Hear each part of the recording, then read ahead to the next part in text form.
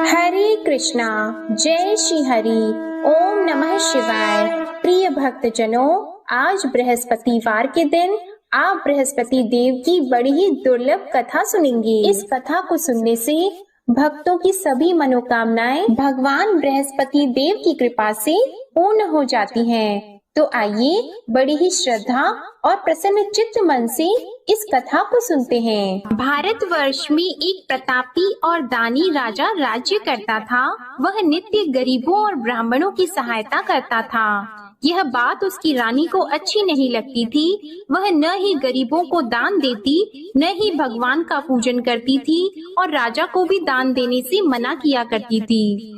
एक दिन राजा शिकार खेलने वन को गए हुए थे, तो रानी महल में अकेली थी। उसी समय बृहस्पति देव साधु वेश में राजा के महल में भिक्षा लेने के लिए गए और भिक्षा मांगी, तो रानी ने भिक्षा देने से इनकार कर दिया और कहा, हे साधु महाराज, मैं तो दान पुण्य से तंग आ गई हूँ। मेरा पति सारा धन लुटाते रहते हैं। मेरी इच्छा है कि हमारा धन नष्ट हो जाए, फिर न रहेगा बांस, न बजेगी बांसुरी।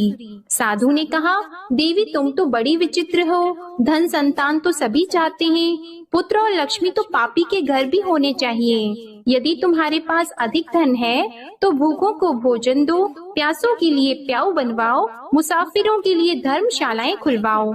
जो निर्धन अपनी कुंवारी कन्याओं का विवाह नहीं कर सकते, उनका विवाह करा दो। ऐसे और कई काम हैं जिनके करने से तुम्हारा यश लोक और परलोक में फैलेगा। परंतु रानी पर उपदेश का कोई प्रभाव नहीं पड़ा। वह बोली, महाराज आप मुझे कुछ न समझाएं, मैं ऐसा धन नहीं चाहती जो हर जगह बांटती फिरूं। साधु ने उत्तर दिया, यदि तुम्हारी ऐसी इच्छा है तो तथास्तु। तुम ऐसा करना कि बृहस्पतिवार को घर लीपकर पीली मिट्टी से अपना सिर धोकर स्नान करना, भट्टी चढ़ाकर कपड़े धोना। ऐसा करने से आपका सारा धन नष्ट हो जाएगा। इतना कहकर वह साधु महाराज वहाँ से आलोक हो गए और साधु के अनुसार कही बातों को पूरा करते हुए रानी को केवल 3 बृहस्पतिवार ही बीते थे कि उसकी समस्त धन संपत्ति नष्ट हो गई। भोजन के लिए राजा का परिवार तरसने लगा। तब एक दिन राजा ने रानी से बोला कि हे रानी, तुम यहीं रहो, मैं दूसरे देश को जाता हूँ, क्योंकि यहाँ पर सभी लोग मुझे जानते हैं, इसलिए मैं कोई छोटा कार्य नहीं कर सकता। ऐसा कहकर राजा परदेश चला गया। वहाँ वह जंगल से लकड़ी काट कर लाता और शहर में बेचता था। इस तरह वह अपना जीवन व्यतीत करने लगा। इधर राजा के परदेश जाते ही रानी और दासी दुखी रहने लगी। एक बार जब रानी और दासी को 7 दिन तक बिना भोजन के रहना पड़ा, तो रानी ने अपनी दासी से कहा, हे दासी, पास ही के नगर में मेरी बहन रहती है, वह बड़ी धनवान है। तू उसके पास जा और कुछ लेकर आ, ताकि थोड़ा बहुत गुजार बसर हो सके। रानी दासी की बहन के पास गई। उस दिन गुरुवार था और रानी की बहन उस समय बृहस्पतिवार व्रत की कथा सुन रही थी। दासी ने रानी की बहन को अपनी रानी का संदेश दिया, लेकिन रानी की बड़ी बहन ने कोई उत्तर नहीं दिया। जब दासी को रानी की बहन से कोई उत्तर नहीं मिला, तो वह बहुत दुखी हुई और उसे क्रोध भी आया। दासी ने वापस आकर रानी को सारी बात बता दी। सुनकर रानी ने अपने भाग्य को कोसा। उधर रानी की बहन ने सोचा कि मेरी बहन की दासी आई थी, परंतु मैं उससे नहीं बोली, इससे वह बहुत दुखी हुई होगी। कथा सुनकर और पूजन समाप्त करके वह अपनी बहन के घर आई और कहने लगी, हे बहन, मैं बृहस्पतिवार का व्रत कर रही थी, तुम्हारी दासी मेरे घर आई थी, परंतु जब तक कथा होती है तब तक न तो उठते हैं और न ही बोलते हैं, इसलिए मैं नहीं बोली। कहो दासी क्यों गई थी? रानी बोली, बहन तुमसे क्या छिपाऊं, हमारे घर में खाने तक को अनाज नहीं था। ऐसा कहते कहते रानी की आंखें भर आई। उसने दासी समेत पिछले 7 दिनों से भूखे रहने तक की बात अपनी बहन को विस्तार पूर्वक सुना दी। रानी की बहन बोली, देखो बहन, भगवान बृहस्पति सबकी मनोकामना को पूर्ण करते हैं। देखो शायद तुम्हारे घर में अनाज रखा हो। पहले तो रानी को विश्वास नहीं हुआ, पर बहन के आग्रह करने पर उसने अपनी दासी को अंदर भेजा तो उसे सचमुच अनाज से भरा एक घड़ा मिल गया। यह देखकर दासी को बड़ी हैरानी हुई। दासी रानी से कहने लगी, हे रानी, जब हमको भोजन नहीं मिलता तो हम व्रत ही तो करते हैं, इसलिए क्यों न इनसे व्रत और कथा की विधि पूछ ली जाए ताकि हम भी व्रत कर सकें। तब रानी ने अपनी बहन से बृहस्पतिवार व्रत के बारे में पूछा। उसकी बहन ने बताया, बृहस्पतिवार के व्रत में चने की दाल और मुनक्का से विष्णु भगवान का केले की जड़ में पूजन करें तथा दीपक जलाएं, व्रत कथा सुने और पीला भोजन ही करें। इससे बृहस्पति देव प्रसन्न होते हैं। और व्रत और पूजन विधि बताकर रानी की बहन अपने घर को लौट गई। 7 दिन के बाद जब गुरुवार आया तो रानी और दासी ने व्रत रखा। घुड़साल में जाकर चना और गुड़ लेकर आई, फिर उससे केले की जड़ तथा विष्णु भगवान का पूजन किया। अब पीला भोजन कहाँ से आए, इस बात को लेकर दोनों बहुत दुखी थी। क्योंकि उन्होंने व्रत रखा था, इसलिए बृहस्पति देव उनसे प्रसन्न थे। इसलिए वे एक साधारण व्यक्ति का रूप धारण करके 2 थालों में सुंदर पीला भोजन दासी को दे गए। भोजन पाकर दासी बहुत प्रसन्न हुई और फिर रानी के साथ मिलकर भोजन ग्रहण किया। उसके बाद वे सभी गुरुवार को व्रत और पूजन करने लगी। बृहस्पति भगवान की कृपा से उनके पास फिर से धन संपत्ति आ गई, परंतु रानी फिर से पहले की तरह आलस्य करने लगी। तब दासी बोली, देखो रानी, तुम पहले भी इस प्रकार आलस्य करती थी, तुम्हें धन रखने में कष्ट होता था, इस कारण सभी धन नष्ट हो गया, और अब जब भगवान बृहस्पति की कृपा से धन मिला है तो तुम्हें फिर से आलस्य होता है। रानी को समझाते हुए दासी कहती है कि बड़ी मुसीबतों के बाद हमने यह धन पाया है, इसलिए हमें दान पुण्य करना चाहिए, भूखे मनुष्यों को भोजन कराना चाहिए और धन को शुभ कार्यों में खर्च करना चाहिए, जिससे तुम्हारे कुल का यश बढ़ेगा, स्वर्ग की प्राप्ति होगी और पितृ प्रसन्न होंगे। दासी की बात मानकर रानी अपना धन शुभ कार्यों में खर्च करने लगी, जिससे पूरे नगर में उसका यश फैलने लगा। उधर एक दिन राजा दुखी होकर जंगल में एक पेड़ के नीचे आसन जमाकर बैठ गया। वह अपनी दशा को याद करके व्याकुल होने लगा। बृहस्पतिवार का दिन था। एकाएक उसने देखा कि निर्जन वन में एक साधु प्रकट हुए। वह साधु वेश में स्वयं बृहस्पति देवता थे। लकड़हारे के सामने आकर बोले, हे लकड़हारे, इस सुनसान जंगल में तू इतना चिंता मग्न क्यों बैठा है? लकड़हारे ने दोनों हाथ जोड़कर प्रणाम किया और उत्तर दिया, महात्मा जी, आप सब कुछ जानते हैं, मैं क्या कहूँ। यह कहकर रोने लगा और साधु को अपनी आत्म कथा सुनाई। महात्मा जी ने कहा, तुम्हारी स्त्री ने बृहस्पतिवार के दिन बृहस्पति भगवान का निरादर किया है, जिसके कारण रुष्ट होकर उन्होंने तुम्हारी यह दशा कर दी। अब तुम चिंता को दूर करके मेरे कहने पर चलो तो तुम्हारे सब कष्ट दूर हो जाएंगे और भगवान पहले से भी अधिक संपत्ति देंगे। तुम बृहस्पति के दिन कथा किया करो, 2 पैसे के चने मुनक्का लाकर उसका प्रसाद बनाओ और शुद्ध जल से लोटे में शक्कर मिलाकर अमृत तैयार करो। कथा के पश्चात अपने सारे परिवार और सुनने वाले प्रेमियों में अमृत व प्रसाद को बांटकर खुद भी ग्रहण करो। ऐसा करने से भगवान तुम्हारी सब मनोकामनाएं पूरी करेंगे। साधु के ऐसे वचन सुनकर लकड़हारा बोला, हे प्रभु, मुझे लकड़ी बेचकर इतना पैसा नहीं मिलता जिससे भोजन के उपरांत कुछ बचा सकूं। मैंने रात्रि में अपनी स्त्री को व्याकुल देखा है, मेरे पास कुछ भी नहीं जिससे मैं उसकी खबर मंगा सकूं। और फिर मैं बृहस्पति देव की क्या कहानी सुनूं? मुझको तो कुछ भी मालूम नहीं है। साधु ने कहा, हे लकड़हारी, तुम किसी बात की चिंता मत करो। बृहस्पतिवार के दिन तुम रोजाना की तरह लकड़ियाँ लेकर शहर को जाओ। तुमको रोज से दुगना धन प्राप्त होगा, जिससे तुम भली भांति भोजन कर लोगे और बृहस्पति देव की पूजा का सामान भी आ जाएगा। बृहस्पति देव की कथा इस प्रकार है, सुनो। प्राचीन काल में एक ब्राह्मण रहता था।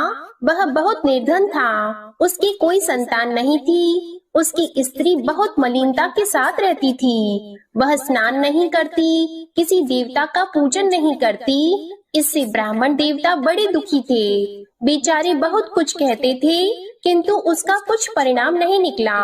भगवान की कृपा से ब्राह्मण की स्त्री के कन्या रूपी रत्न पैदा हुआ। कन्या बड़ी होने पर प्रातः स्नान करके विष्णु भगवान का जाप और बृहस्पतिवार का व्रत करने लगी। अपने पूजन पाठ को समाप्त करके विद्यालय जाती तो अपनी मुट्ठी में जौ भर के ले जाती और पाठशाला के मार्ग में डालती जाती। तब ये जौ स्वर्ण के हो जाते तो लौटते समय उनको बीन कर घर ले आती। एक दिन वह बालिका सूप में उस सोने के जौ को फटक कर साफ कर रही थी कि उसके पिता ने देख लिया और कहा, हे बेटी, सोने के जौ के लिए सोने का सूप होना चाहिए। दूसरे दिन बृहस्पतिवार था। इस कन्या ने व्रत रखा और बृहस्पति देव से प्रार्थना करके कहा, मैंने आपकी पूजा सच्चे मन से की है तो मेरे लिए सोने का सूप दे दो।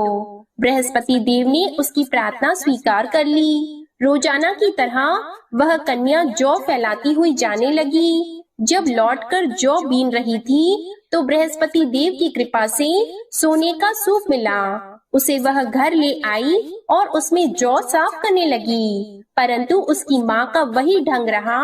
एक दिन की बात है कि वह कन्या सोने के सूप में जौ साफ कर रही थी। उस समय उस शहर का राजपुत्र वहाँ से होकर निकला। इस कन्या के रूप और कार्य को देखकर मोहित हो गया और अपने घर आकर भोजन और जल त्याग कर उदास होकर लेट गया।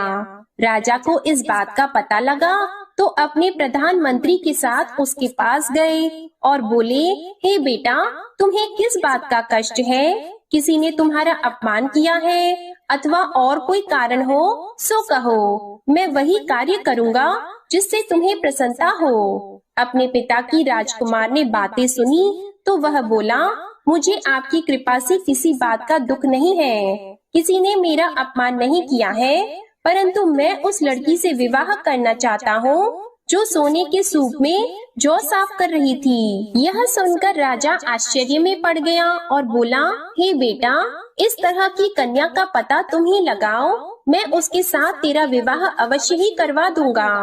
राजकुमार ने उस लड़की के घर का पता बताया। तब मंत्री उस लड़की के घर गए और ब्राह्मण देवता को सभी हाल बताया। ब्राह्मण देवता राजकुमार के साथ अपनी कन्या का विवाह करने के लिए तैयार हो गए तथा विधि विधान के अनुसार ब्राह्मण की कन्या का विवाह राजकुमार के साथ हो गया। कन्या के घर से जाते ही पहले की भांति उस ब्राह्मण देवता के घर में गरीबी का निवास हो गया। अब भोजन के लिए भी अन्न बड़ी मुश्किल से मिलता था। एक दिन दुखी होकर ब्राह्मण देवता अपनी पुत्री के पास गए। बेटी ने पिता की दुखी अवस्था को देखा और अपनी माँ का हाल पूछा। तब ब्राह्मण ने भी सभी हाल कहा। कन्या ने बहुत सा धन देकर अपने पिता को विदा कर दिया। इस तरह ब्राह्मण का कुछ समय सुख पूर्वक व्यतीत हुआ। कुछ दिन के बाद फिर वही हाल हो गया। ब्राह्मण फिर अपनी कन्या के यहाँ गया और सारा हाल कहा तो लड़की बोली, हे पिताजी, आप माताजी को यहाँ ले आओ, मैं उन्हें विधि बता दूंगी जिससे उनकी गरीबी दूर हो जाए। वह ब्राह्मण देवता अपनी स्त्री को साथ लेकर पहुँचे तो अपनी माँ को समझाने लगी कि हे माँ, तुम प्रातः काल प्रथम स्नान आदि करके विष्णु भगवान का पूजन करो तो सब दरिद्रता दूर हो जाएगी। परंतु उसकी माँ ने एक भी बात नहीं मानी और प्रातः काल उठकर अपनी पुत्री के बच्चों की जूठन को खा लिया। इससे उसकी पुत्री को भी बहुत गुस्सा आया। उसने एक रात को एक कोठरी से सारा सामान निकाल दिया और अपनी माँ को उसमें बंद कर दिया। प्रातः उसमें से उसे निकाला तो स्नान आदि करा के पूजा पाठ करवाया तो उसकी माँ की बुद्धि ठीक हो गई। इसके बाद वह नियम से पूजा पाठ करती और प्रत्येक बृहस्पतिवार को व्रत रखने लगी। इस व्रत के प्रभाव से उसकी माता और पिता बहुत ही धनवान और पुत्रवान हो गए और बृहस्पति देवता के प्रभाव से इस लोक के सुख को भोगकर अंत में स्वर्ग को प्राप्त हुए। इस तरह कहानी कहकर साधु देवता वहाँ से अंतर्ध्यान हो गए। धीरे धीरे समय व्यतीत होने पर फिर वही बृहस्पतिवार का दिन आया। लकड़हारा जंगल से लकड़ी काटकर किसी शहर में बेचने गया। उसे उस दिन और दिन से अधिक पैसा मिला। राजा ने चना गुड़ आदि लाकर गुरुवार का व्रत किया। उस दिन से उसके सभी क्लेश दूर हो गए। परंतु जब दोबारा गुरुवार का दिन आया तो बृहस्पतिवार का व्रत करना भूल गया। इस कारण बृहस्पति भगवान नाराज हो गए। उस दिन उस नगर के राजा ने विशाल यज्ञ का आयोजन किया था तथा शहर में ये घोषणा करा दी कि कोई भी मनुष्य अपने घर में भोजन न बनवाए, न आग जलाए। समस्त जनता मेरे यहाँ भोजन करने आए। इस आज्ञा को जो न मानेगा उसे फांसी की सजा दी जाएगी। इस तरह की घोषणा संपूर्ण नगर में करवा दी गई। राजा की आज्ञा के अनुसार शहर के सभी लोग भोजन करने गए, लेकिन लकड़हारा कुछ देर से पहुंचा, इसलिए राजा उसको अपने साथ घर लेके गए और ले जाकर भोजन करा रहे थे तो रानी की दृष्टि उस खूंटी पर पड़ी जिस पर उसका हार लटका हुआ था। वह वहाँ पर दिखाई नहीं दिया। रानी ने निश्चय किया कि मेरा हार इस मनुष्य ने चुरा लिया है। उसी समय सिपाहियों को बुलाकर उसको कारागार में डलवा दिया। जब लकड़हारा कारागार में पड़ गया और बहुत दुखी होकर विचार करने लगा कि न जाने कौन से पूर्व जन्म के कर्म से मुझे यह दुख प्राप्त हुआ है, और उसी साधु को याद करने लगा जो कि जंगल में मिला था। उसी समय तत्काल बृहस्पति देव साधु के रूप में प्रकट हुए और उसकी दशा को देखकर कहने लगे, अरे मूर्ख, तूने बृहस्पति देव की कथा नहीं करी, इस कारण तुझे दुख प्राप्त हुआ है। अब चिंता मत कर, बृहस्पतिवार के दिन कारागार के दरवाजे पर 4 पैसे पड़े मिलेंगे, उनसे तू बृहस्पति देव की पूजा करना, तेरे सभी कष्ट दूर हो जाएंगे। बृहस्पतिवार के दिन उसे 4 पैसे मिले। लकड़हारे ने कथा कही। उसी रात्रि को बृहस्पति देव ने उस नगर के राजा को स्वप्न में कहा, हे राजा, तुमने जिस आदमी को कारागार में बंद कर दिया है वह निर्दोष है, वह राजा है, उसे छोड़ देना। रानी का हार उसी खूंटी पर लटका है, अगर तू ऐसा नहीं करेगा तो मैं तेरे राज्य को नष्ट कर दूंगा। इस तरह रात्रि के स्वप्न को देखकर राजा प्रातः काल उठा और खूंटी पर हार देखकर लकड़हारे को बुलाकर क्षमा मांगी और लकड़हारे को योग्य सुंदर वस्त्र आभूषण देकर विदा कर दिया। बृहस्पति देव की आज्ञा के अनुसार लकड़हारा अपने नगर को चल दिया। राजा जब अपने नगर के निकट पहुंचा तो उसे बड़ा आश्चर्य हुआ। नगर में पहले से अधिक बाग, तालाब, कुएं तथा बहुत सी धर्मशाला, मंदिर आदि बन गई हैं। राजा ने पूछा, यह किसका बाग और धर्मशाला है? तब नगर के सब लोग कहने लगे, यह सब रानी और बंदी के हैं। तो राजा को आश्चर्य हुआ और गुस्सा भी आया। जब रानी ने यह खबर सुनी कि राजा आ रहे हैं तो उन्होंने दासी से कहा, हे दासी, देख राजा हमको कितनी बुरी हालत में छोड़ गए थे, हमारी ऐसी हालत देखकर वह लौट न जाएं, इसलिए तू दरवाजे पर खड़ी हो जा। आज्ञा के अनुसार दासी दरवाजे पर खड़ी हो गई। राजा आए तो उन्हें अपने साथ लेकर आई। तब राजा ने क्रोध करके अपनी रानी से पूछा कि यह धन तुम्हें कैसे प्राप्त हुआ है? तब उन्होंने कहा, हमें यह सब धन बृहस्पति देव के इस व्रत के प्रभाव से प्राप्त हुआ है। राजा ने निश्चय किया कि 7 रोज बाद तो सभी बृहस्पति देव का पूजन करते हैं, परंतु मैं प्रतिदिन दिन में 3 बार कहानी और रोज व्रत किया करूँगा। अब हर समय राजा के दुपट्टे में चने की दाल बंदी रहती और दिन में 3 बार कहानी कहते। एक रोज राजा ने विचार किया कि चलो अपनी बहन के यहाँ हो आवे। इस तरह निश्चय करके राजा घोड़े पर सवार होकर अपनी बहन के यहाँ को चलने लगा। मार्ग में उसने देखा कि कुछ आदमी एक मुर्दे को लिए जा रहे हैं। उन्हें रोककर राजा कहने लगा, अरे भाइयों, मेरी बृहस्पति देव की कथा सुन लो। वे बोले, लो हमारा तो आदमी मर गया है, इसको अपनी कथा की पड़ी है। परंतु कुछ आदमी बोले, अच्छा कहो, हम तुम्हारी कथा भी सुनेंगे। राजा ने दाल निकाली और जब कथा आधी हुई थी कि मुर्दा हिलने लग गया, और जब कथा समाप्त हो गई तो राम राम करके मनुष्य उठकर खड़ा हो गया। आगे मार्ग में उसे एक किसान खेत में हल चलाता मिला तो राजा ने उसे देखकर बोला, अरे भैया, तुम मेरी बृहस्पतिवार की कथा सुन लो। किसान बोला, जब तक मैं तेरी कथा सुनूंगा तब तक 4 हरैया जोत लूंगा, जा अपनी कथा किसी और को सुनाना। इस तरह राजा आगे चलने लगा। राजा के हटते ही बैल पछाड़ खाकर गिर गए और किसान के पेट में बड़ी जोर का दर्द होने लगा। उस समय उसकी माँ रोटी लेकर आई और उसने जब यह देखा तो अपने पुत्र से सब हाल पूछा और बेटे ने सभी हाल कह दिया। तो बुढ़िया दौड़ी दौड़ी उस घुड़सवार के पास गई और उससे बोली कि मैं तेरी कथा सुनूंगी, तू अपनी कथा मेरे खेत पर चलकर ही कहना। राजा ने बुढ़िया के खेत पर जाकर कथा कही, जिसके सुनते ही वह बैल उठकर खड़े हुए तथा किसान के पेट का दर्द भी बंद हो गया। राजा अपनी बहन के घर पहुंचा। बहन ने भाई की खूब मेहमानी की। दूसरे रोज प्रातः काल राजा जगा तो वह देखने लगा कि सब लोग भोजन कर रहे हैं। राजा ने अपनी बहन से कहा, ऐसा कोई मनुष्य है जिसने भोजन नहीं किया हो? मेरे बृहस्पतिवार की कथा सुन ले। बहन बोली, हे भैया, यह देश ऐसा है कि पहले यहाँ लोग भोजन करते हैं, बाद में अन्य काम करते हैं। अगर कोई पड़ोस में हो तो देख आऊं। वह ऐसा कहकर देखने चली गई, परंतु उसे कोई ऐसा व्यक्ति नहीं मिला जिसने भोजन न किया हो। अतः वह एक कुम्हार के घर गई जिसका लड़का बीमार था। उसे मालूम हुआ कि उनके यहाँ 3 रोज से किसी ने भोजन नहीं किया है। रानी ने अपने भाई की कथा सुनने के लिए कुम्हार से कहा। वह तैयार हो गया। राजा ने जाकर बृहस्पतिवार की कथा कही, जिसको सुनकर उसका लड़का ठीक हो गया। अब तो राजा की प्रशंसा होने लगी। एक रोज राजा ने अपनी बहन से कहा कि हे बहन, हम अपने घर को जाएंगे, तुम भी तैयार हो जाओ। राजा की बहन ने अपनी सास से कहा तो सास ने कहा, हाँ चली जा, परंतु अपने लड़कों को मत ले जाना, क्योंकि तेरे भाई की कोई औलाद नहीं है। बहन ने अपने भैया से कहा, हे भैया, मैं तो चलूंगी पर कोई बालक नहीं चलेगा। तो राजा बोला, जब कोई बालक नहीं चलेगा तब तुम ही क्या करोगी? बड़े दुखी मन से राजा अपने नगर को लौट आया। राजा ने अपनी रानी से कहा, हम निर्वंशी हैं, हमारा मुंह देखने का धर्म नहीं है और कुछ भोजन आदि नहीं किया है।